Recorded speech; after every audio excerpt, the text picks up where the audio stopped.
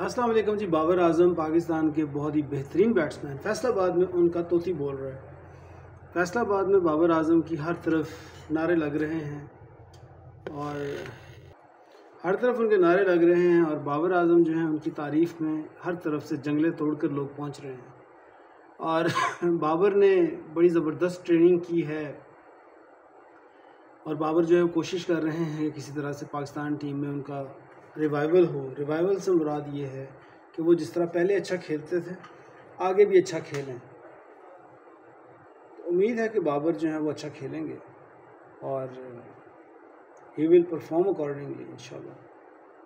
तो champions cup में हम उम्मीद करते हैं कि बाबर का बल्ला चलेगा और वो बहुत बेहतर परफॉर्म कर पाएंगे। पाकिस्तान टीम को बाबर आजम की ज़रूरत है और बाबर को बेहतर होने की ज़रूरत है और होपफुली कि ऐसा होगा। Thank you.